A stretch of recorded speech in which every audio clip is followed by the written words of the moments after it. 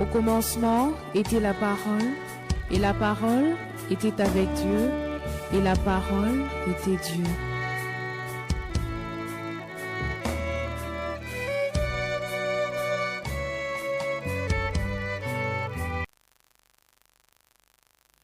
Shalom peuple de Dieu, shalom à vous qui nous suivez en ces moments, que le Seigneur vous bénisse de partout où vous êtes dans le compte de votre émission Que dit la Bible est une émission d'enseignement, une émission qui nous permet de connaître la pensée divine. Aujourd'hui, je suis dans la joie parce que je sais que vous êtes nombreux en train de nous suivre. Vous nous écrivez tous les jours. À chaque fois, vous nous appelez. Ça nous fait aussi du bien parce que vous êtes là. Aujourd'hui, fidèles téléspectateurs, nous allons connaître la pensée divine avec un sujet qui est aussi important, qui est aussi très capital. Nous allons devoir parler de la délivrance. C'est quoi la délivrance? Comment obtenir cette délivrance et qui est censé obtenir cette délivrance? Toutes ces questions, de fois que nous nous posons dans nos maisons ou que nous ne trouvons pas des réponses. Aujourd'hui, je crois bien qu'avec l'homme des dieux que nous avons fait appel, il va devoir nous éclaircir sur ces sujets. Il s'agit du prophète Stéphane Kalenda de l'église évangélique Gagnard d'âme. C'est avec lui que nous allons devoir partager autour de ces sujets. Bonjour prophète. Bonjour Marie-Josée. Ça fait longtemps que vous n'êtes plus passé sur nos antennes. Ah, très longtemps. Bon, vous comprenez, vous avez aussi trop de programmes. Ouais. Également, nous aussi avons des programmes. Et quand Dieu nous donne la disponibilité, nous sommes là. nous sommes là pour répondre à des questions que vous aurez à nous proposer ce soir. Vraiment, les questions, c'est les questions de tous les téléspectateurs que nous suivent en ce moment, parce que les questions, ce n'est pas seulement de Marie-Jo.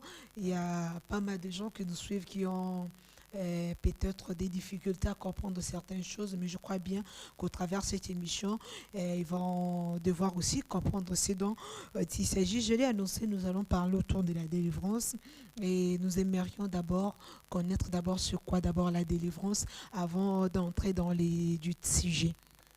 Merci beaucoup Marie-Josée. La Bible dit « Mon peuple périt parce qu'il lui manque la connaissance ». Aujourd'hui, nous avons des vagues que nous sommes en train de vivre en ce temps où on parle de la délivrance. Et il y a des gens qui disent « Je suis en train de chercher ma délivrance, je vais aller chercher la délivrance ». Mais il ne comprend pas d'abord qu'est-ce que c'est la délivrance. Surtout ça. On cherche quelque chose qu'on n'a même pas la connaissance. La maîtrise, voilà. La délivrance, premièrement, vient du mot délivrer. Le mot délivrer, c'est comme nous l'entendons, être libéré. Quelqu'un qui était emprisonné, mais qu'on libère. C'est ça, ce qu'on appelle la délivrance.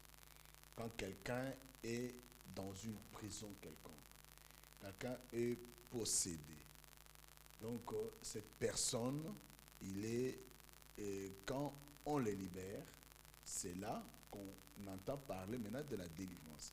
Je donne un exemple typique, quelqu'un qui est dans la prison, par exemple. La prison Makala, il est privé de liberté. Il ne peut pas faire certaines autres choses. Mais maintenant qu'on le fait sortir de la prison, donc cette personne, il a connu ce qu'on appelle la liberté. Quand on est délivré, on doit subir une certaine liberté. Oui, prophète, on doit subir une certaine liberté. Moi, j'aimerais un peu savoir dans l'Ancien Testament, comment Dieu délivrait ses enfants. Parce que nous savons, tel que vous venez de le dire, il faut quitter du point A pour aller au point B, il faut qu'on te délivre. Et nous vivons dans la Nouvelle Alliance. Mais avant d'abord de parler de la Nouvelle Alliance, on doit d'abord connaître d'abord le passé. Comment Dieu a pu délivrer ses enfants, c'était par quels moyens, qu'est-ce que Dieu a utilisé pour délivrer ceux-là qui étaient sous l'oppression du diable. Bon, vous savez, nous prenons seulement l'exemple des peuples d'Israël.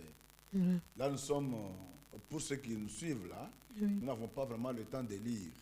Mais ils peuvent lire dans Exode chapitre 3. Dans l'Exode chapitre 3, Dieu parle de l'Israël. L'Israël qui est son peuple. Et vous devez savoir que l'Israël a été comme un peuple choisi par Dieu, établi par l'Éternel. Mais Israël s'est retrouvé en Égypte où il était comme esclave pendant 430 ans. Et le fait qu'Israël s'est retrouvé en Égypte, c'était déjà quelque chose qui était déjà prédit. Dieu avait parlé déjà avec Abraham, que Abraham, sa postérité, devait se retrouver dans l'esclavagisme. Mais il ne savait pas que ce sera où. Mais Israël s'est retrouvé en esclavage pendant 430 ans. Maintenant, en Exode chapitre 3, la Bible dit, c'est Dieu qui choisit Moïse. Dieu choisit Moïse.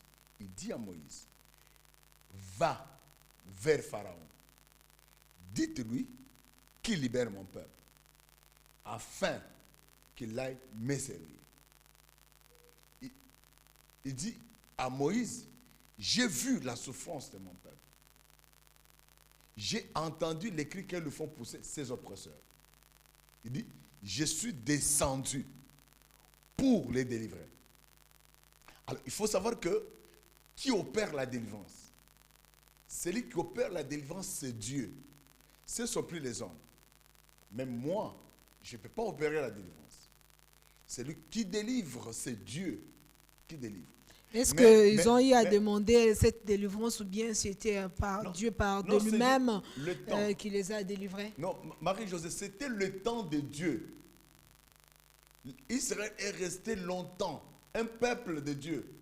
Israël est considéré comme l'épouse de Dieu. Mais Dieu, il a pris Israël, il l'a laissé dans l'esclavagisme pendant 430 ans.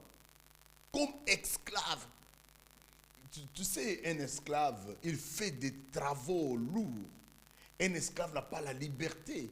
Il ne peut pas manger à la même table avec son maître. Un esclave, c'est un esclave. Il travaillait beaucoup. Le peuple d'Israël travaillait beaucoup. Il souffrait. Et il y avait des cris qui lui faisaient pousser ses oppresseurs. Mais Dieu dit, je suis descendu. Il a utilisé Moïse. Il a utilisé Moïse. J'ai dit que c'est celui qui délivre, c'est l'Éternel. Mais quand Dieu délivre, il peut délivrer qu'au travers des hommes. Il utilise toujours les hommes. Il n'utilise pas les arbres, ni les animaux, mais il utilise les hommes. Parce que donc Moïse a été l'outil utilisé par Dieu pour faire sortir les enfants d'Israël. Oui. Et Moïse, regardez d'abord ce que Dieu a fait. La façon que Moïse a été né, comment Moïse a grandi. Moïse a grandi dans la maison des pharaons. Le pharaon qui était l'ennemi farouche numéro 1 des peuples d'Israël. Alors Moïse est resté là-bas. Il a vécu avec Pharaon. Et quand il a vécu avec Pharaon pendant longtemps, alors Dieu maintenant, Dieu le préparait là où il était. C'est lui qui délivre, Dieu le prépare. Il doit être dans la pensée de Dieu. Il doit être dans la vision de Dieu. Le prophète n'aime pas donner à n'importe qui, parce qu'à l'époque de Moïse, il y avait aussi de jeunes hommes qui étaient là. Donc c'est Dieu qui doit choisir qui il doit utiliser pour délivrer telle ou telle personne. C'est comme ça que les choses doivent se passer. C'est lui qui... Nous sommes des vases. Nous sommes des vases. Et le potier, c'est l'Éternel. En tant que vase fabriqué par Dieu, c'est pour une utilité. quelconque. Et chacun a un domaine précis que Dieu lui a donné pour travailler. Vous savez, il y a les bols. Il y a des bols qu'on utilise. Celui qui a fait des bols, il y a des bols qu'on utilise pour mettre de la bouillie, par exemple, pour mettre de la sauce, pour mettre de la soupe. Il y a des verres qu'on a fait pour consommer de l'eau, pour boire de l'eau. Vous voyez? Donc, chaque vase a un rôle qu'il doit jouer. Nous sommes des vases entre les mains du potier. Et c'est le potier qui est en train de nous utiliser. Il travaille avec chacun selon la grâce qu'il a placée en lui. C'est comme ça que Dieu avait choisi Moïse. Il a envoyé Moïse. Il a dit, va vers Pharaon. Pharaon a résisté. Si vous allez même au chapitre 5 de l'Exode, vous allez voir que Dieu dit que je vais endurcir même le cœur de Pharaon. Je vais endurcir le cœur de Pharaon pour qu'il ne libère pas le peuple. Mais toi, Moïse, vas-y. Il dit à Moïse que je te ferai Dieu et ton frère Aaron sera ton prophète. Donc c'était pour le peuple d'Israël. Donc parce que Dieu aimait Israël, Dieu voulait qu'Israël soit délivré. Mais celui qui était descendu pour la délivrance de l'Israël, c'était Dieu lui-même qui est descendu. Il dit que non, ça suffit avec mon peuple, il ne doit plus rester comme ça dans l'esclavagisme. Alors mon peuple doit sortir de l'esclavagisme. Mais prophète, aujourd'hui, il y a des pratiques qui se font un peu presque partout. Moi, je veux d'abord savoir, est-ce que d'abord les causes qui font qu'une personne soit liée. Parce que quand on parle de délivrance, vous venez de nous expliquer sur la définition même du mot délivrance. Il faut être lié quelque part, soit traité quelque part, et que quelqu'un puisse venir te faire sortir de là où vous êtes. Moi, j'aimerais d'abord savoir ce qui fait d'abord bloquer quelqu'un quelque part avant même qu'il ne soit sorti. Bon, vous savez, d'abord, il faut savoir que nous avons d'abord nous avons le sang d'abord des pécheurs. Quand on est né, nous portons le sang d'Adam, le premier Adam. Ayant le sang d'Adam, ce sang-là, c'est le sang dans lequel il y a beaucoup de choses. Et quand on est né, on est dans ce monde-ci, nous menons une vie où nous avons notre ennemi en permanence. Le diable, il nous combat à tout moment. Il cherche toujours à nous faire du mal. C'est pourquoi Jean 10 dit ceci, les voleurs ne viennent que pour dérober, égorger et détruire. Donc le diable, son travail, c'est de nous capturer, de nous emprisonner. C'est tout ce qu'il fait comme calcul, à tout moment. Et nos pensées également, et le diable rend nos pensées captives. Il emprisonne nos pensées, notre façon de faire les choses, notre façon d'agir. Il y a des choses que nous avons héritées de nos parents. Donc, c'est-à-dire que nos parents, ils étaient dans quelque chose, ils étaient par exemple des féticheurs, ils étaient par exemple des impudiques, ils étaient par exemple des polygames. Donc, nous subissons ce que nos parents ont fait. Nous subissons ce que les parents ont fait. Vous voyez? Alors, c'est que quand nous venons au Seigneur, la Bible dit, les choses anciennes sont passées. Voici toutes choses sont devenues nouvelles en Jésus-Christ. C'est-à-dire que nous étions encore des pécheurs. La Bible, en Romains chapitre 5, verset 10, que quand nous étions, Dieu prouve son amour envers nous, ainsi que lorsque nous étions encore des pécheurs, Christ est mort pour nous. Donc, prophète, si je comprends bien, on peut être captivé par ses propres péchés, parce qu'aujourd'hui, il y a plus les hommes de Dieu, vous qui êtes hommes de Dieu, avec l'évangile qui se prêche aujourd'hui, dans des télévisions, dans des réseaux sociaux, en plus, on nous fait comprendre que c'est le diable qui est à la base de tout. Or que vous venez de le dire, nos propres péchés aussi, c'est-à-dire qu'on peut être captivé par ses propres péchés, mais une fois qu'on est captivé par ce péché, et comment obtenir la délivrance? Le diable nous instrumentalise, il devient comme ça ses instruments. Le diable vient, il commence à nous guider, il nous oriente, il nous amène dans certains chemins. Mais dès lors que vous recevez Jésus-Christ comme Seigneur et Sauveur personnel dans votre vie, c'est ça les jours que Dieu s'était décidé de vous délivrer. Comme il La avait... délivrance devient automatiquement Oui. quand vous confessiez que Quand Jésus est Jésus Seigneur, est Seigneur, tout ça, automatiquement, vous recevez la délivrance. ça ne suffit pas. Ça ne suffit pas. Ça ne suffit pas. Parce que quand vous recevez Jésus, écoutez, la Bible dit ceci, allez faire de toutes les nations mes disciples, les baptisant au nom du Père, du Fils et du Saint-Esprit, et enseignez-leur à observer tout ce que je vous ai prescrit. Et que pour que nous puissions arriver à atteindre un niveau excellent de la délivrance, il faut avoir la connaissance. Il faut voir la connaissance.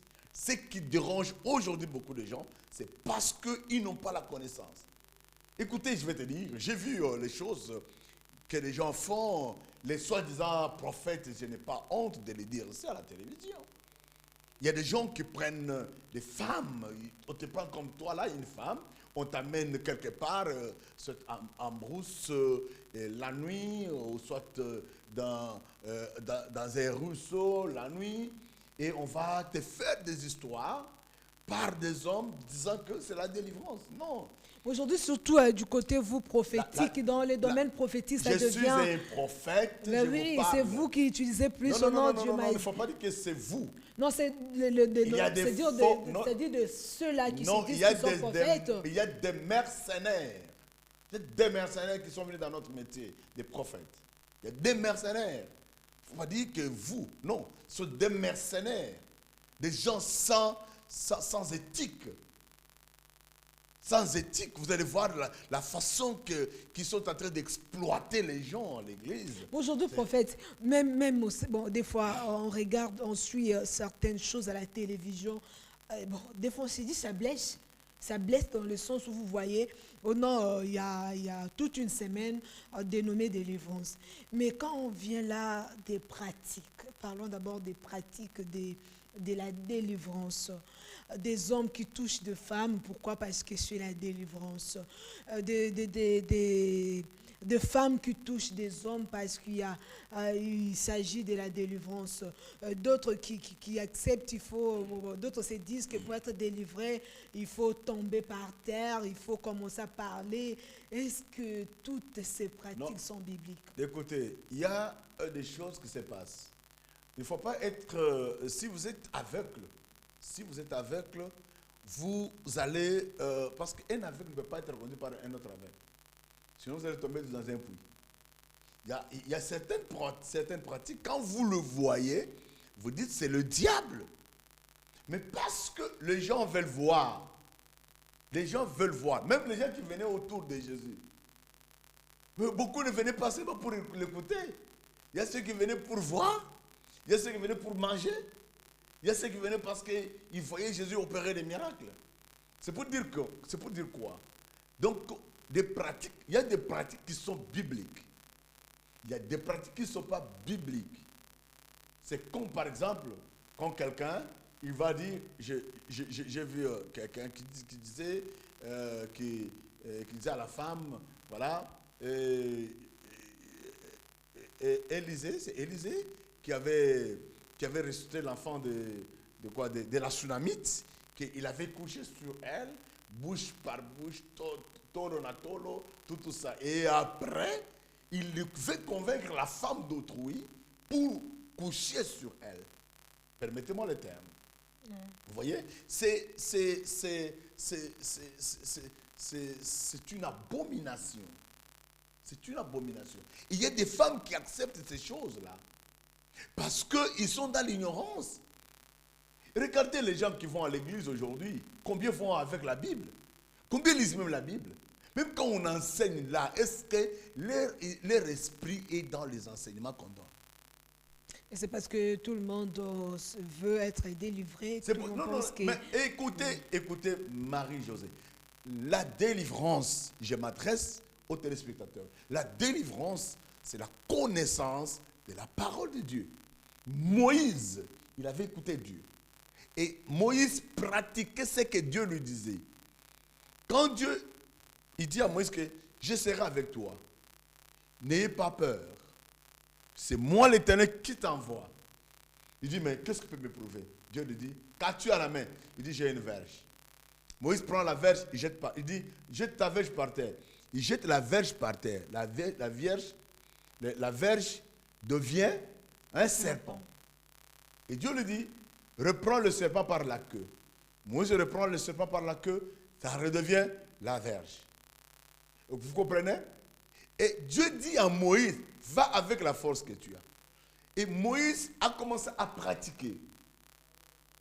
Donc, ce que Dieu lui demandait de faire. Tu sais pourquoi Moïse n'a pas pu, Moïse n'est pas entré en Canaan? Parce que Moïse, Dieu lui avait dit de frapper. Il a désobéi à la parole de Dieu. Il a désobéi. Tu vois? Mais prophète, aujourd'hui, surtout quand on suit certaines choses et qui se passent, quelqu'un, aujourd'hui par exemple, il y a une sœur qui est dans l'église, qui vient, il y a un homme de Dieu qui dit, soit un faux ou vrai, qui dit, voilà ma soeur, tu dois d'abord passer d'abord par la délivrance parce qu'on voit, tu es lié, il y a l'esprit de ta grand-mère, soit de ton grand-père qui te suit, tout qu'on soit, oui. Une personne qui commence les enseignements, qui reçoit sa délivrance, une semaine après, toujours la même personne qu'on doit appeler que non, il faut, voilà, l'esprit de grand-père est passé, il faut passer à l'esprit des ancêtres. Des ancêtres passés, il faut passer aussi à l'esprit des tels. Est-ce que la délivrance est progressive? Il faut tous les jours délivrer une personne? Ou bien quand vous avez dit, une fois que je reçois Jésus-Christ est dans ma vie comme étant mon unique et c'est sauveur, je suis délivré. Les choses anciennes sont passées, toutes choses sont devenues nouvelles. C'est-à-dire que je me sens, tel que la Bible dit dans Romains 8:1. Il n'y a aucune condamnation pour ceux qui sont en Jésus. C'est-à-dire, est-ce que la délivrance s'obtient une fois pour toutes ou bien c'est progressif? Il faut toujours commencer à chercher la délivrance tous les jours à la mangue. Non, c'est l'ignorance. Je te dis que ce qui est important, je vais te montrer comment est-ce que la délivrance est progressive. Je suis d'accord, c'est ce que tu dis. La délivrance est progressive. Elle est progressive comment? C'est lorsque vous êtes dans l'ignorance de quelque chose. N'est-ce pas? Je suis dans l'ignorance de quelque chose. Alors maintenant que je viens de découvrir ça, je suis délivré.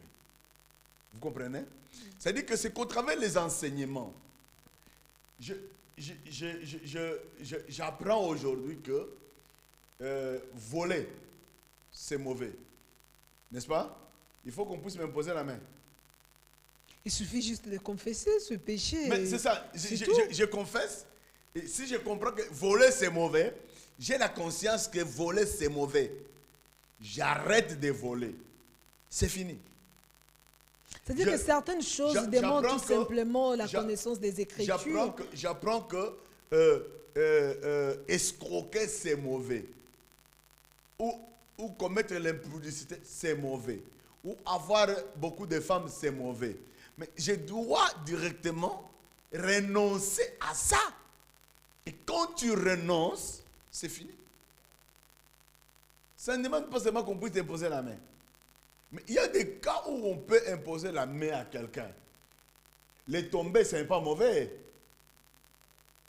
Mais quand quelqu'un tombe là, est-ce qu'il a eu vraiment la délivrance? Mais est-ce que toutes ces personnes qui tombent, c'est toujours parce qu'ils sont liés? Parce que ce sont des pratiques, des fois.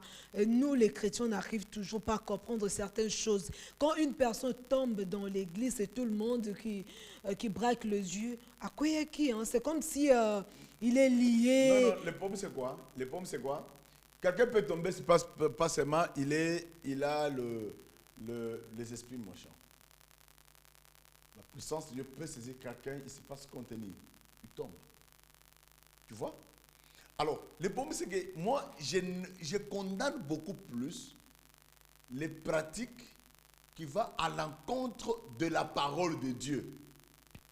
C'est-à-dire, par exemple, quelqu'un qui dit, il peut prendre une femme d'autrui, il va lui dire que non, moi je vais te transmettre l'onction pour que tu puisses mettre au monde.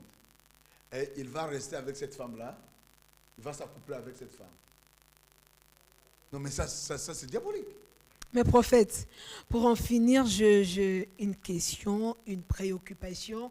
Je crois que cela aussi, ceux qui nous suivent, ça va aussi les aider.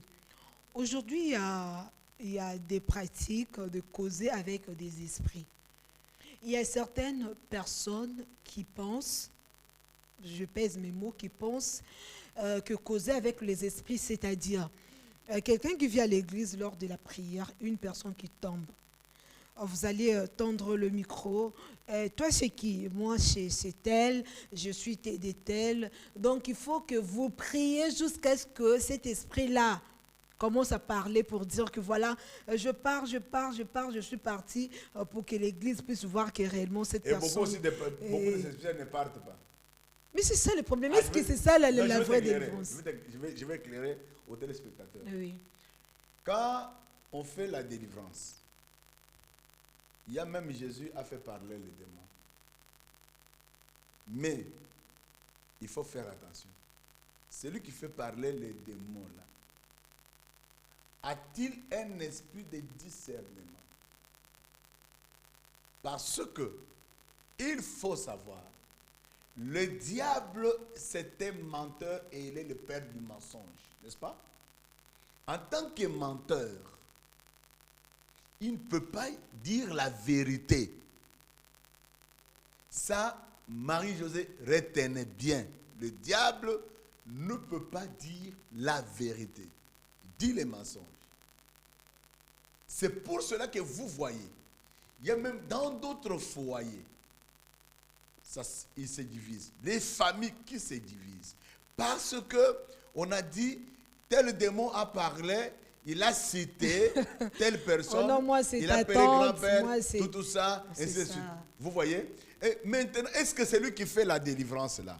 A-t-il un esprit de discernement pour comprendre que, est-ce que cet esprit qui parle, c'est vraiment l'esprit, et cet esprit a dit la vérité ou n'a pas dit la vérité? Les démons peuvent parler, mais il faut que celui qui fait le service puisse avoir le discernement. Moi, j'ai un jour en train de faire, j'ai vraiment un don puissant de la délivrance. Je travaille, Dieu m'utilise beaucoup dans la délivrance. Alors, un jour, je faisais un travail et un esprit a commencé à parler. Et quand l'esprit parlait, Dieu me dit ce sont des mensonges. Amen. Et quand l'esprit, il dit que je suis parti, j'ai dit maintenant à ceux qui étaient avec moi, vous allez voir que le diable c'est un menteur. Quelques minutes après, je reprends le service. Je commence à intimer l'ordre. Je sens l'esprit là qui commence à bouger et commence à résister. Après quoi, j'ai ordonné selon la parole de Dieu. Voici les miracles qui ont commencé à connaître. À mon nom, vous chasserez les démons. Vous savez que les démons, il ne faut même pas négocier avec. Les démons, il faut les chasser. Il faut les ordonner. Il faut ordonner, il faut parler. Quand tu parles, les démons vont partir. Ils vont libérer. Même des fois, les démons peuvent partir sans que la personne tombe. Sans qu'il y ait de mouvement. Merci beaucoup. Prophète, il y a beaucoup à dire, beaucoup mais de choses à dire, Marie-Josée. Le temps, la le temps nous fait défaut. Voilà, je comprends. Bon, c'est pas la... Il ne faut pas qu'on puisse lire les versets. Parce qu'on va commencer à lire les versets, on ne va pas dire quelque chose. Ce que dit la Bible, bon, vous nous avez enseigné plutôt la pensée divine. C'est ce qui est vraiment très, très important. Prophète, un mot pour qu'on se sépare, pour ne pas dire un mot de la fin. Oui, je voulais dire ceci. Nous devons faire attention. Même les hommes de Dieu qui sont en train de me suivre maintenant. Nous devons faire attention, très attention, dans le service de la délivrance. Et nous devons savoir que dans ce service, il y a les gens qui ont les dons du Saint-Esprit. Les gens qui travaillent avec le Saint-Esprit. Et ils opèrent vraiment des délivrances. Dieu opère les délivrances. Dieu opère les délivrances. Alors, ils doivent savoir que, tels qu'ils sont là, qu'ils ne puissent pas abîmer. Il y a beaucoup de mercenaires qui sont venus dans notre métier, que nous sommes en train de faire. Alors, il faut les déceler, il faut les dénoncer. Mais la Bible aussi nous dit, dans le dernier jour, il y aura des faux prophètes. ils viendront. La Bible a déjà dit tout ça. Il n'y a pas de choses, il n'y a pas de nouvelles choses ici. Donc, les faux prophètes, quand ils vont venir, c'est pour saper la valeur des vrais prophètes. Voilà ce que je peux dire aux enfants de Dieu.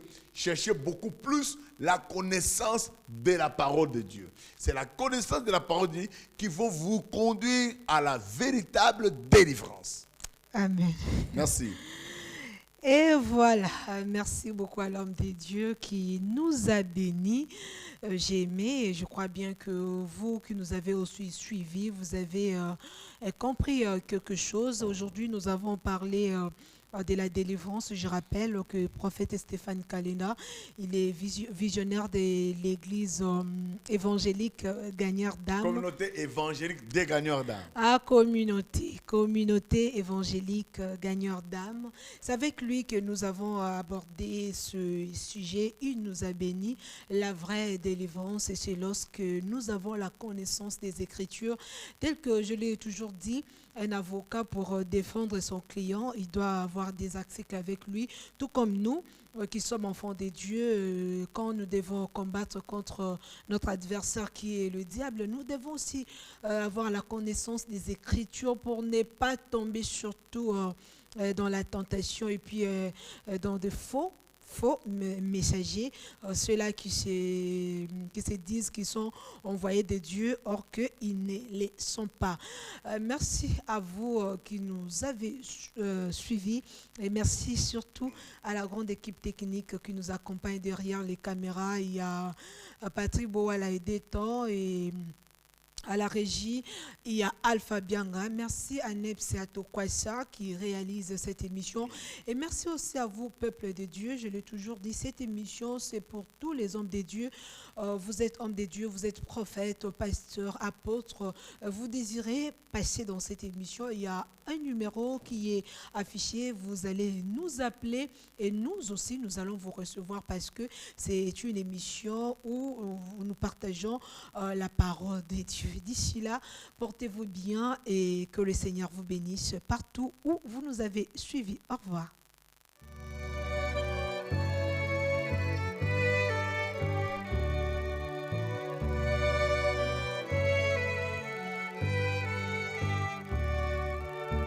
Au commencement était la parole, et la parole était avec Dieu, et la parole était Dieu.